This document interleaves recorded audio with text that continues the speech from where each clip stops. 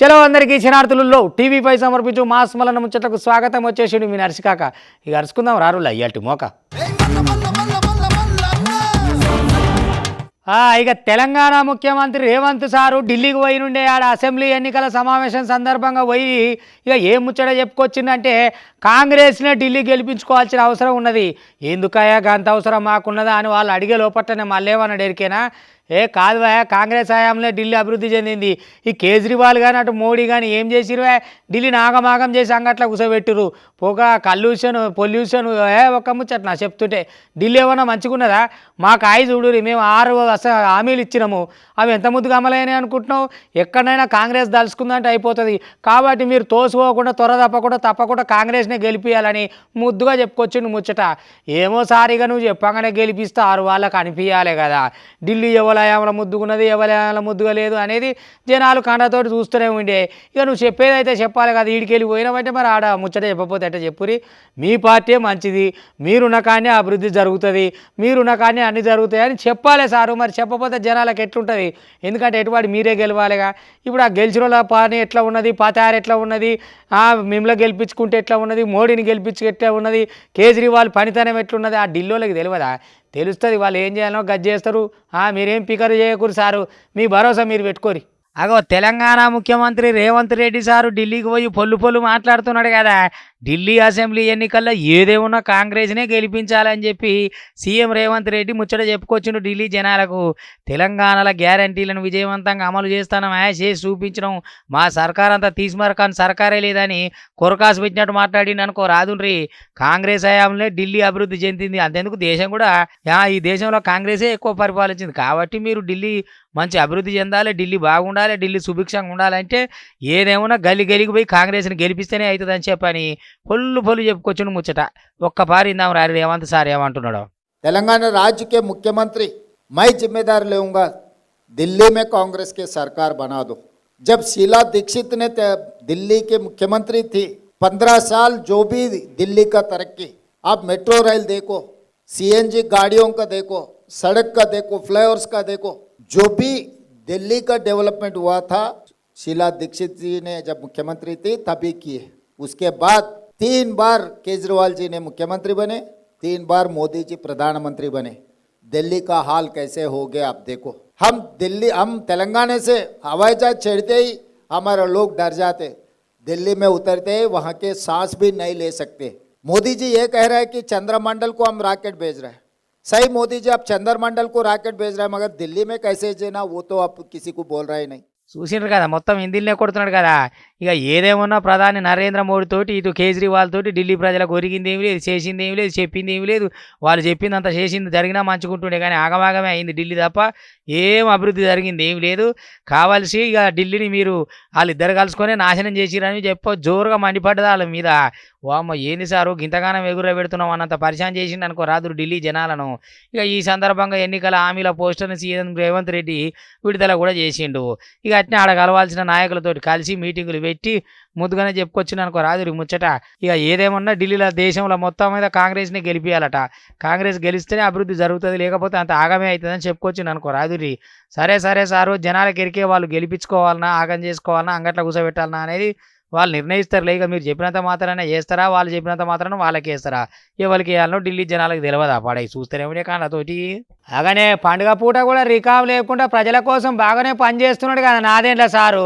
నిన్న ఏలూరు సర్కారు దవాఖానకు పోయిండట. ఎట్ట నడుస్తుంది దవాఖానా, సర్కారు దవాఖానా అంటే ఎట్లుండాలి? ఓ చెద్దర్లు లేవు, దుప్పట్లు లేవు, పక్కకు చక్కగా లేవు, స్ట్రెచ్చర్లు లేవు, మోసుకుపోయే వీల్ చైర్లు లేవు. ఎట్లుంటారు పేషెంట్లు? ఏం నడుస్తుంది ఏం కథ? దవాఖానా హాలత్ అంటే ఎట్లుండాలి? సర్కారు దవాఖానా కంటే అమ్మో మా పానం బాగాలేకపోతే ఆడికే పోవాలని జనం ఉరికి రావాలి, గట్ట చేయాలి. కానీ మాకు ఒత్తిడి తేవాలి. కానీ మీరు ఏం చేస్తురే మాకు అర్థమైతే లేదు. అంత లాపరు ఉన్నది. దవాఖానా హాలత్ ఏంది, కథ ఏంది, కార్ఖానా ఏందని పురాగా పరిశీలించి అధికారులకు జనంత అదురు పెట్టొచ్చిండు అనుకో రాదు. ఈ కాంచెలు ఇది లేదు అది లేదు అనేది ఏది మాట్లాడొద్దు. జనానికి ఏ ఇబ్బంది లేకుండా సకల సౌలభ్యాలు మంచిగా ఉండాలని చెప్పి ఇక మంత్రి నాదేండ్ల సార్ చెప్పుకొచ్చిండు. అవు సారు గిట్లుండాలి. పండుగ పూట కూడా పబ్లిక్ కోసం గీతగానం తిరిగి అందున దవాఖాన్లు తిరిగినామంటే ఇక పండుగ పబ్బం ఆ దవాఖాన్లు ఉన్న వాళ్ళకి బాధలే ఉంటాయి కదా. తెలుసుకున్నాడు మంచిదే సారు, నువ్వు మంచి పని చేస్తున్నావు గిట్టనే అడగాలి. అట్నే రాష్ట్రంలో ఉన్న అన్ని దవాఖాన్లు తిరుగు, అందరికి ఇటువంటి బెదిరి పెట్టు సార్, ఏం కాదు మంచిదే. ఏలూరు జిల్లా సర్కార్ ఆసుపత్రి మీద ఇక ఇన్ఛార్జి మంత్రి నాదెండ్ల మనోహర్ తనిఖీ నజరేసిండని గట్టిగానే అనుకో రాదురి. పండుగ పూట కూడా పనులు చూసుకుంటా అని చెప్పి జనాల కాడికి పోయి రోగులు ఎట్లున్నారు, సర్కారు దవాఖాన ఎట్లున్నది, ఈ సేవలు ఎట్లున్నాయి అని చెప్పని చెకింగ్ చేయనీక పోయిండు. ఇక అటు రోగులకు ఓపీ సేవలు సరిగ్గా అందకపోవడంతో సిబ్బంది మీద ఆగ్రహం చేసిండు అనుకో రాదురి. మీరు సిబ్బంది నుండి వచ్చిన రోగులకు ఇంత ఇబ్బంది పెడితే ఎట్లా నడుస్తాయి బాయ్ దవాఖానలు? ఏమన్నా తరిక సోపును ఉండాలి కదా. నడవలేని స్థితిలో ఉన్న రోగులు వీల్ చైర్లకు కూడా అందుబాటులో లేవా. అట్లా లేకపోవడంతో వాళ్ళు ఏం కావాలి ఏం కాదా అని మొత్తానికి పరేషాన్ వ్యక్తం చేసిండు. ఏమున్నా నెల రోజులలోనే ఈ దవాఖానల మౌలిక వసతులు అన్నీ చక్కగా ఉండాలి, అన్నీ మెరుగుపడాలి, అన్నీ ముద్దుగా ఉండాలి, సర్కారు దవాఖానకు పోవాలి, పోతే అని జనం అనుకోవాలి. అసలు పనులు చేయాలి. ఇక లేకపోతే చూడుది దానికి బాధ్యతలు ఎవరో వాళ్ళ మీద మొత్తం మీద అయితే బాధ్యుల మీద కఠిన చర్యలు తీసుకుంటామని చెప్పి గట్టిగానే హెచ్చరిస్తున్నాడు కదా. చూద్దాం రారు ఒక పారి. డాక్టర్లు, ఇక్కడ ఉన్న నర్సింగ్ సిబ్బంది అందరూ కూడా సమాయుత్తమై ఒక టీమ్ స్పిరిట్తో పనిచేస్తే చక్కగా మనం ప్రతి ఒక్కరికి సేవలు అందించడానికి ఒక గొప్ప అవకాశం. జిల్లాలు విభజించిన తర్వాత ఇప్పుడు ప్రత్యేకంగా మన ఏలూరు జిల్లాకి ఇటువంటి ఆసుపత్రి ఉండడం మనం చాలా అదృష్టంగా భావించాలి. అయినా కానీ పేషెంట్స్ ఇతర ప్రాంతాల నుంచి కూడా దూర ప్రాంతాల నుంచి కూడా వస్తూ ఉన్నారు ఇక్కడికి. కొంతవరకు నర్సింగ్ సిబ్బంది అదేవిధంగా డాక్టర్లు కూడా సంఖ్య ఖచ్చితంగా డిపార్ట్మెంట్ వారీగా చెక్ చేస్తే ఇంకా ఫిలప్ చేయాల్సిన వేకెన్సీస్ చాలా ఉన్నాయి. అది ఖచ్చితంగా ఇమీడియట్ ప్రయారిటీలో అడ్రస్ చేస్తాం. నేను సూపరింటెండెంట్ గారికి మాట ఇచ్చాను. నెక్స్ట్ డిఆర్సి తప్పకుండా మేము ఆరోగ్య సమస్యలపైన మేము ఒక సెషన్ ఏర్పాటు చేసుకుంటాం గౌరవ శాసనసభ్యులతోటి వీళ్ళందరితోటి. కలెక్టర్ గారి ఆధ్వర్యంలో ఇక్కడున్న ఈ వ్యవస్థని మరింత పటిష్టం చేయడమే కాకుండా పేషెంట్ల పక్షాన ఆలోచించమని డాక్టర్ గారిని కోరాను. ఇక సిబ్బంది కొరత ఉందని త్వరలోనే ఈ సమస్యను పరిష్కరిస్తామని హామీ ఇచ్చారు అనుకో రాదు దవాఖానలోళ్ళు. ఇక మరి పోగానే ఈ సిబ్బంది కొరత ఉండకపోతే ఇబ్బందులు ఉన్నాయి అనకపోతే మరి ఎట్లయితుంది వాళ్ళు? ఇక చేయాలన్నా ఏదన్నా సర్కారు దవాఖానలో లాపర్వాళ్ళు ఉంటాయి కాబట్టి జనం ఇట్లాంటి ఇబ్బందులు పడతారు. ఇక పోగా నిలబడ్డ ఓపీ కానించాలి. ఇక ఒక్కలా ఇద్దరు అందరిని మర్యాద చేసుకుంటూ కూర్చుంటామా సార్ అని మీదనే తీసేస్తుంటారు.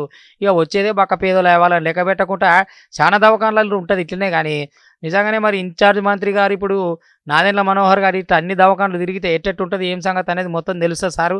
తిరిగి తెలుసుకోజరా మాయగాని. ఎందుకంటే పేదోళ్ళకి ఇబ్బంది అయితే మీ సర్కారు కూడా ఇబ్బంది ఉంటుంది కాబట్టి ఏ ఇబ్బందులు లేకుండా సిబ్బందికి కూడా గట్టిగా చెప్పి మీరు మళ్ళీ ఇట్లా ఇబ్బంది పెడితే నడవదని చెప్పి మంచిగా జాగ్రత్తలు తీసుకోవాలని ఇప్పటికే గట్టిగా చెప్పారు అనుకోరి. మరి వాళ్ళకు కూడా ఏమైనా ఇబ్బందులు ఉంటే మీరే చూడాలి కదా.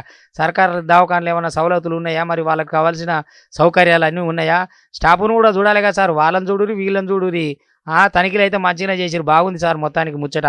పండుగ పూట కూడా నువ్వు బాగానే మంచిగా చెక్కింగ్ చేస్తున్నావంటే ఉండాలి సార్. ఇట్లా జనం పట్ల ప్రేమ ఉండాలి, పని చేయాలి, చేపియాలి, గంతే ముచ్చట. ఇక కారు పార్టీ మాజీ మంత్రి కేటీఆర్ ఉండే కదా, ఆయన కారు రేసు పెట్టే కదా. ఇక ఆ రేసులో సిబిఐది నిలమన్నటి దాకా నడుస్తుండే. ఇక ఇప్పుడు ఈడీలో సురువు అయింది అనుకో రాదు. ఇప్పటికే 3-4 గంటలు ఎక్కువనే మంచిగానే గట్టిగానే అడుగుతున్నారు. వాళ్ళ అడిగే ప్రశ్నలు వాళ్ళు అడుగుతున్నారు. ఇప్పుడు ఈడోళ్ళు అడగనే పట్టిరు, విచారణ చేయబట్టిరి. ఇక ఆయన నేను పందెం అయితే పెట్టినా కానీ పసలే ఆడిపోయినా అనేది మీకు తెలవాలి కదా అని ఇక పందాన్ని ఒప్పుకున్నాగా నిరూపించేది ప్రభుత్వం కదా అని ఆయన అనబట్టిండు.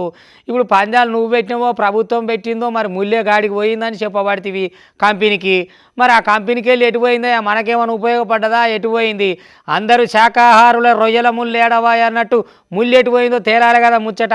ఇక ఇప్పుడు ఆ ముల్లె తేలితేనే మరి ఇక ఇటు కేటీఆర్ ద్రోహం చేసిండా లేకపోతే ఎవరు ఏం చేసిరు ఏం సంగతి అనేది తేలేదు ఉన్నది.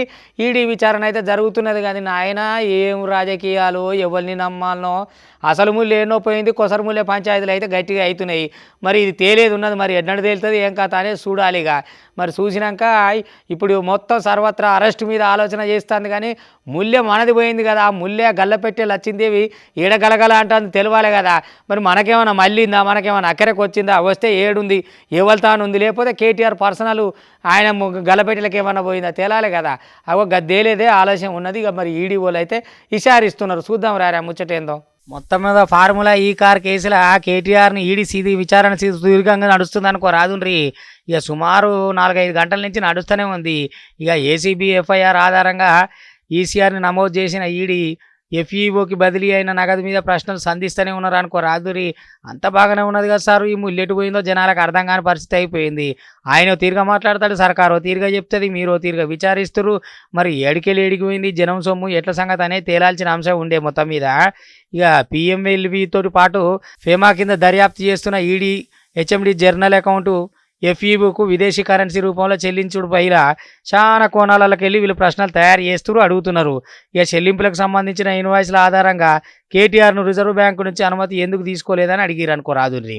ఆర్థిక శాఖ అనుమతులు లేకుండా నిధులు బదిలీ ఎందుకు చేసినట్టు, అసలు ఇందులో మతలబ్ ఏంది, నగదు బదిలీలతోటి ఎవరెవరి పాత్ర ఎంత ఉన్నది, నిధులు ఏడేడికి చేరినాయి, ఎవరెవరికి చేరినాయి, ఎవరి చేతులు మారినాయి అన్న కోణాల వాళ్ళు ఊకుంటారు. ఇక డ్యూటీ ఎక్కిరంటే కథ అంతా వేరే ఉంటుంది కదా. ఏసీబీది కానీ ఈడీది కానీ ఊపిరాడకుండా ఉంటుంది కథ అంతా. సుదీర్ఘ విచారణలో ముఖ్యంగా విదేశీ సంస్థలకు నిధులు బదిలీపై ఈడీ అధికారులపై మీద తీస్తున్న ఆరాధకు కూడా గట్టిగానే తీస్తున్నారు. విదేశీ సంస్థలకు 45.7 కోట్ల రూపాయలు బదిలీ వ్యవహారం మీద కేటీఆర్ని ప్రశ్నిస్తున్నారు అనేది గట్టిగా తెలుస్తున్నది. ఇక ఈ కేసులో ఇప్పటికే అరవింద్ కుమార్, బిఎల్ఎన్ రెడ్డి ఇచ్చిన స్టేట్మెంట్ ఆధారంగా ఈడీ అధికారులు ప్రశ్నలు కురిపిస్తున్నారు అనుకో రాదురి. మరి కురిపించకపోతే వాళ్ళు ఎందుకు వచ్చినట్టు, వాళ్ళు మొత్తం లెక్క తేలేదాకా ఊకునే బాపతి కాదు కదా. అందుకని గట్టిగా నడుస్తున్నది ఈ పంచాయతీ. మరి ఈడీ కేసులో ఏటట్టు మలుపు తిరిగేది ఏం కాదో కానీ మరి ముళ్ళు అయితే ఎవరి చేతికి పోయింది అనేది తేలితే అసలు నేరం బయటకు వస్తుంది. ఇక మరి ఇటు సర్కారు అటు కేటీఆర్ ఎట్టెట్ట ఆడిస్తారో ఏం కథో కానీ తెలంగాణ జనాలకు ఇది పరిశాన్ లెక్క అయిపోయింది అనుకో రాదురి. ఇక ఇది కూడా తేలితే ఏడుకాడికి తేలేదు ఉన్నది మొత్తం మీద అయితే. ఎందుకు చేయాలనో, ఎందుకు తినాలనో, ఎందుకు జనాన్ని పరిచయం చేయాలనో ఈ రాజకీయాలు ఏందో మామూలు జనానికి అర్థం పట్టని అంతు పట్టని ముచ్చట అయిపోయింది మొత్తం మీద ఈ కేసులు. శ్రీకాకుళంలో ఎడ్ల పందాలు ఇంకా జోరుగానే అవుతున్నాయి కదా. పండుగ సందడి తగ్గలేదు. ఇక ఎడ్లకు అవి పెద్ద పెద్ద గుండ్రాల టైర్లు పెట్టి పందాలు పెడతారు కదా. ఓ నాయన ఊరంతా జిబజిబా అనుకుంటా చుట్టాలు పక్కాలతోటి కొత్త కొత్త బట్టలు వేసుకొని ఎడ్ల పందాలకు ఎగబడ్డారు అనుకో రాదురి జనం. ఒక్కొక్కరు ఎట్లా పండుగ సందడి అనుకుంటారు ఏమనుకుంటారు. అబ్బబ్బబ్బా శ్రీకాకుళం జిల్లా శివమెత్తింది అనుకో రాదురి ఎడ్ల పందాలతోటి. ఒక్కపారి చూసొద్దాం రారులా. గీ తీరు పండుగ ఎక్కడ జరిగినట్టుంది. ఏ సంక్రాంతి అంటేనే ఏపీలో జిల్లాకో తీరు ఉంటుంది. ఓగో తాన కోళ్ళ పందాలు, ఓగో తాన ఎడ్ల పందాలు, ఓగో తాన ఇంకో పందాలు, ఇక ఓగో తాన పేకాట రాయిలు, ఓగో అరే ఎట్లా సరదా పడేది ఉంటే అట్లా అవుతుంది అనుకో రాదురి. మరి ఇంకా కనువైన తెల్లారి ఇవాళ కూడా ఇంకా అయిపోలేదంటే ఒక్కపారి మనం కన్నేసి వద్దాం. పందాలు ఎట్లయితున్నాయో పసందుగా చూసి వద్దాం. మీరు ఆడదాకా ఓరేలు కాబట్టి నేనే పందాలను పట్టుకొచ్చిన పోదాం రారి. శ్రీకాకుళం జిల్లాలో భలే చిత్రంగా అవుతున్నది కదా ఎద్దుల పందాలు. అమ్మో మామూలుగా లేదు. శ్రీకాకుళం జిల్లా ఆమదాల వలసల ఈ పొందూరు మండలంలో ఉన్న లోలుగు గ్రామంలో ఆ కనుమ పండుగను పురస్కరించుకొని అంగరంగ వైభవంగా ఎద్దుల పండుగ ఏమ జరిపిరనుకో రాదురి పందాలు. ఇక రైతులంతా ఎద్దులను బళ్ళని పూసి మంచిగా వాటికి కొమ్ములకు రంగులేసి దండలేసి పూజలు నిర్వహించి ఇక తరతరాలుగా మా గ్రామంలో ఎడ్ల బండ్ల పోటీలు జోరు మీద బారు మీద నడుస్తుంటాయి. కాబట్టి మేము ఎందుకు పోనిస్తాం ఆనవాయితీనని కొత్త కొత్త బట్టలు వేసుకొని ముద్దుగా ముస్తాబ్ అయ్యిండ్రు. ఇక బయటకు వచ్చిర్రు, ఫోటోలకు పోజులు ఇచ్చిర్రు, ఎద్దులను తయారు చేసిర్రు, కర్రసాము చెట్టిర్రు, బ్యాండ్ పెట్టిర్రు. ఒక్కటి ఆరు రెండా ఎక్కడి పండుగ ఏం కథ. సంక్రాంతి కంటే కనుమ పండుగ జోరు మీద అవుతుంది, భారీ మీద అవుతుంది. ఎడ్ల బండ్ల పోటీలు చూసేందుకు చుట్టుపక్కల జనాలు వేలాదిగానే తరలి వచ్చారు. ఊరంతా ఉత్సవం వల్ల అవుతుంది అనుకో రాదురి. అబ్బాబాబా ఏం పండుగ ఏం కథ. ఒకసారి చూద్దాం రారి. వీళ్ళైతే మామూలుగా చేస్తలేరు ఆ పండుగ. అద్ది చలో కానీ ఎడ్ల బండ్లు. ఇక ఎడ్ల బండ్ల పోటీలను చూసేందుకు వచ్చిన వాళ్ళంతా కేరింతలు కొట్టి మురిసి ముప్పందం అయ్యారు. చిన్నారులు అయితే ఏళ్ల తరబడి వస్తున్న ఈ ఆచార వ్యవహారాల మీద ఇప్పటికీ కొనసాగుతూనే ఉన్నాయి. ఎట్లెట్లా చేస్తారు, ఏం సంగతి, పండుగ అంటే ఏంది, పండుగను ఎందుకు చేసుకోవాలి, ఏం సంగతి అన్న దాని మీదకి అన్ని ముచ్చట్లు మాట్లాడుకురు. ముద్దుగా తయారై వచ్చిర్రు. ఊరంతా ఒకతాన కూడి మామూలు గ్రాండ్గా చేసిన ఆ రుళ్ళ పండుగ. అరే కొన్ని జాగాలు ఇటువంటి పండుగలను చూస్తుంటే ఎక్కలేని మురుపం వస్తుంది. ఎందుకంటే మాకాడ ఇటువంటివి జరగేమరా అంటే ఒక్కో తాన ఒక్కో ప్రత్యేకత ఉంటుంది పండుగకు. కానీ ఈ కనుమ పండుగ నాడు ఊళ్ళ మటుకు చూడు ఎట్లా ఉన్నాయి ఎడ్ల పందాలు. మంచిగా ఒక్కదానిక ఎద్దులు ఉరుకుతుంటే ఎంత ముద్దుగా చూస్తున్నారు జనం. సప్పట్లు కొట్టుకుంటా కేరింతలు కొట్టుకుంటా వా ఇక అన్ని జాగాలు ఉండదు ఇట్లా. కానీ శేషకాడ మటుకు సరిపోనే చేస్తారు చూడురి. ఇక మిగతా జాగాలంటే ఓ తాన కోడి పందాలు ఉంటాయి, ఓ తాన పేకాట ఆడతారు, ఓ తాన తాగుతారు, ఓ తాన తింటారు, ఇక ఓ తాన ఇట్లాంటి ఎడ్లు పెట్టుకుంటారు. ముద్దుగానే ఉంది మొత్తం మీద అయితే పోటీలు జోరుదారుగున్నాయి. ఇక ఇంకో దిక్కు నల్గొండ జిల్లా హైవే మీద రోడ్డు మీద మటుకు ట్రాఫిక్ నాయన. ఓ దిక్కు ట్రాఫిక్ టోల్ గేట్ల దగ్గర ఓ కథ. ఇక ఒక పెద్ద బండుడు పెద్ద ట్రక్ వేసుకొని వచ్చిండు. అది నడిమిట్లా ఆ సిక్కుల కిందికి వెళ్ళి అవి ఉంటాయి కదా రైల్వే కట్టకాడ సిట్టాల కాడను. అబ్బాబాబా ఏం ట్రాఫిక్ ఏం కథ. ఇక వచ్చేటోళ్ళకు పోయేటోళ్ళకి అబ్బో ఎక్కడి కథ అయింది అనుకుంటారు. అటు పోలీసు వాళ్ళకు బాధ అనుకో రాదు. ట్రాఫిక్ని క్లియర్ చేసుకుంటా దారి పొడవునా ఈడికి నడువ ఆడికి నడువ ఆ బండిని కదిలియా ఈ బండిని కదిలియా ట్రాఫిక్ క్లియర్ చేస్తేనే హైదరాబాద్కి అందుకుంటారు. జర్ర గంట సేపు ఆగిందంటే మళ్ళీ ఈ నుంచి మొదలు పెడితే తలా తోకకు బారెడు తోక పొడుగు అవుతుంది ట్రాఫిక్ కదా. ఇక వాళ్ళ తిప్పలు వాళ్ళకున్నాయి. ఇక ఇంకో దిక్కు పంతంగి టోల్గేట్ కాడ కూడా అదే మోపునున్నది. బండ్లు రయ్యా రాను పోను ట్రాఫిక్ జాము. ఒక్కపారి చూద్దాం రారిగా. అయ్యా ఇక పండుగ అంటే పండుగ అని 10 దినాల సంది టికెట్లు బుక్ చేసుకొని ఆడావుడి చేసి ఆడికి పోవాలి ఈడికి పోవాలని పైసలు తయారు చేసుకొని కారు నిండా పెట్రోల్ కొట్టించుకొని ఊరు పూట దారి బట్టి పోగా హైవే ఎక్కగానే ఆయనతో పరిశాన మామూలుగా ఉంటుంది. ట్రాఫిక్ జాము జాము జాము అనుకుంటే చిన్నగా ఆంధ్రాకి చేరుకొని ఆడ కార్లు గీర్లు పక్కకు పెట్టి సంచులు సామాన్ చదువుకొని పండుగకు ఆడోళ్ళు తయారైపోయి ఇక ఇటు మగోళ్ళు పందాలకు తయారైపోయి పండుగ అంతా హుషారు చేసుకొని కానీ వెళ్ళిన తెల్లారే అయిపోయి ఆఫీస్కి పోవాలని మళ్ళీ రిటర్న్ కారు స్టీరింగ్ అందుకుంటే ఇగేమున్నది విజయవాడ దాటి సూర్యాపేట దాటి రాంగ నగరకాలు దాటగానే చిట్టాల కాడ చిటుక్కుమని జమ అయిపోయి ఇక ట్రాఫిక్ అంతా అబ్బాబ్బా ఓ పెద్దలారోడు వచ్చి మోపు చేసిండు ఆడ ఇక ఈ బండి ఇటు పోతలేదు ఆ బండి అటు పోతలేదు గంటల కమానం నిలిచిపోయింది ట్రాఫిక్ ఇంకా మళ్ళీ దానికి తోడు కూరలపాడు కాంచెలు మొదలు పెడితే టోల్గేట్ల కాడ ఒక జామాయ్ ఇక్కడ పంతంగి టోల్గేట్ కాడ కూడా అదే ముచ్చట ఇక దానికి తోడు చిట్టాల బ్రిడ్జి కాడ మొత్తం కంటైనర్ ఇరుకపోయింది ఇక ఆ కానించాలి పోలీసు వాళ్ళకి వచ్చింది సేమ అయ్యా ఇటు తిప్పురా అటు తిప్పురా ఇటు పోనీరా ఈ పండుగ పూట ఏమిటికి వచ్చినవరా నీ వచ్చుడు పాడుగారని ఇక ఆ లారీని జరిపి వచ్చిపోయే ట్రాఫిక్ క్లియర్ చేసేలకు పోలీసు వాళ్ళకు కూడా ఆరమ్మ ఘోరాలు అయితే మరి ఎట్లుంటుంది పండుగ వెళ్ళిన తెల్లారు అసలే హైవే మీద తక్కువ ట్రాఫిక్ ఉంటుందా ఓ దిక్కు రుయ్యా అనుకుంటా ఈ బండ్ల మీద వచ్చేటోళ్ళ కార్ల మీద వచ్చేటోళ్ళ బస్సుల్లో వచ్చేటోళ్ళ లారీలలో వచ్చేటోళ్ళ ఎక్కడి జనము ఎక్కడి బండ్లు ఏం పండుగ అమ్మమ్మ 3 రోజుల పండుగ కోసం 30 రోజులు ఉరుకులాడి మళ్ళీ ఇడికి వచ్చేటప్పుడు ట్రాఫిక్లో ఇరుక్కపోయి నానా అవస్థ పడతారు మొత్తం మీద హైవే మీద రావాలంటే ఏంది చాలా జాగ్రత్తగా రావాలి పానాలతోటి పనాయే మళ్ళీ ఊరికి పోయి పండుగ చేసుకొస్తున్నా యాళ్ళాయే ఏదన్నా అపశకనం జరిగితే అదో బాధాయే యా చూడు ఎట్లొస్తురో కార్లు లారీలు మొత్తం ట్రాఫిక్ జామ్ అయిపోయి మస్తు ఇబ్బంది పడ్డారు ఏదేమున్నా సిట్టాల కాడ ట్రాఫిక్ జామ్ అయినాక ఈ పెద్ద కంటైనర్ రోడ్డు ఏ నుంచి వచ్చిండో కానీ ఇరకబెట్టిండు అలా ఇక పోలీసు వాళ్ళకి నానా తిప్పలు అయిపోయి ఇది మొత్తానికి క్లియర్ చేసిరు అనుకో రాదురి ట్రాఫిక్ను ఇక ఏదున్నా కొంచెం బస్సులలో వచ్చేటోళ్ళు నిమ్మలంగా వచ్చినట్లు లెక్క ఏదున్నా ఇక గివన్నట్టు ఇవాళ టీవీ5 సమర్పించు మాస్ మళ్ళీ ముచ్చట్లు చూస్తూనే ఉంటుంది మళ్ళీ రేపు ఇది పడదాకా మీ టీవీ5 ఇగుంటా